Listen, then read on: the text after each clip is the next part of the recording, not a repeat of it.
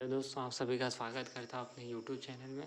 आज हम क्लास 6 का एक नागरिक शास्त्र का 7 चैप्टर देखेंगे, बच्चों के अधिकार।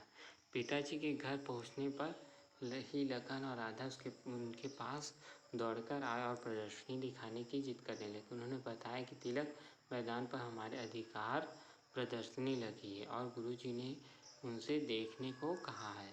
ठीक है। फिर थोड़ी देर बाद पिताजी और दोनों बच्चे प्रदर्शनी देखने चल पड़े। राधा ने पूछा, वहाँ झूले भी होंगे ना? लखन ने उत्तर दिया, नहीं नहीं, वहाँ तो बहुत सारे चित्र हैं और मानव अधिकार से संबंधित बहुत सारी जानकारियाँ हैं। तो चलिए देखते हैं क्या क्या जानकारियाँ हैं। सभी नागरिकों को दमन, शोषण, अत्याचार से संरक्षण प्रदान करने के उद्देश्य से पूरे देश व राज्य के स्तर पर मानवाधिकार आयोग का गठन किया गया। छत्तीसगढ़ मानवाधिकार आयोग का मुख्यालय रायपुर में है। ठीक है। फिर उसके बाद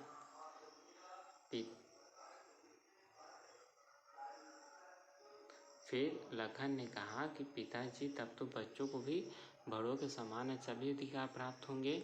फिर उन्होंने कहा, हाँ बिल्कुल। पिताजी ने सहमति दी। तुम प्रदर्शनी देखकर और अच्छी तरह जान जाओगे। फिर प्रदर्शनी में बहुत चहल पहल थी। बाहर तो द्वार पर लिखा था, छत्तीसगढ़ मानवाधिकार आयोग आपका स्वागत करता। अंदर जाने पर उन्हें कोई चित्र नहीं दिखाई दिया।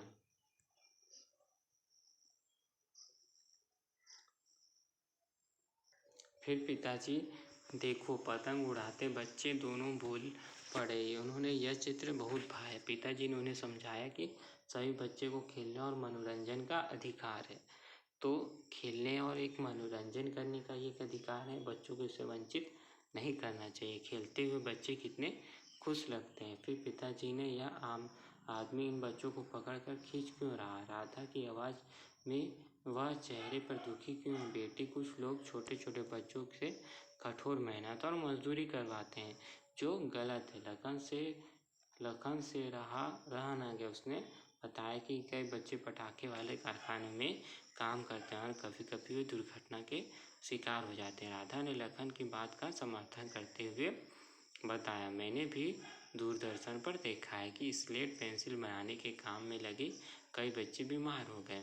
फिर पिताजी खुश थे कि प्रदर्शनी का बच्चों पर अच्छा प्रभाव पड़ा। मैं भैया, चित्र में देखो, छोटी सी गुड़िया पर यह तो रो रही है और देखो इसके भाई अपनी माँ के हाथों से दूध पी रहा है। राधा को यह ठीक नहीं लगा। लखन ने उन्हें समझाया कि कुछ लोग लड़का और लड़की में क्या करते हैं, भेदभाव करते हैं।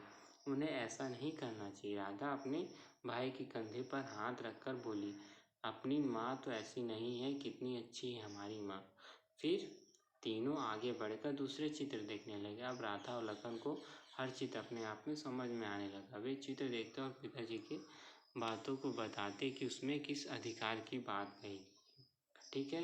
घर आकर दोनों ने माँ के वे सारे अधिकार बताए जो बच्चों को प्राप्त हैं, जैसे प्यार पाने और देखभाल व स्वास्थ्य का अधिकार, भोजन और आश्रय का अधिकार, खेलने और मनोरंजन का अधिकार, अत्याचार व शोषण से बचाव का अधिकार, भारी मेहनत और मजदूरी से बचाव का अधिकार, शिक्षा का अधिकार और बिना किसी भेदभाव के समानता का अधिकार, जैसे जाति, वर्ग, लिंग और धर्म। माँ ने प्यार से दोनों को रोकते हुए कहा, अरे बस बस, मुझे मालूम है तुम्हारी प्रदर्शनी बहुत ध्यान से देखी। तुम तो यह बताओ कि यह सब अधिकार तुमको हमने दिया है या नहीं? हमारी माँ से बाल अधिकार की बात सुनकर दोनों बच्चे एक दूसरे का मुंह देखने लगे। ठीक है।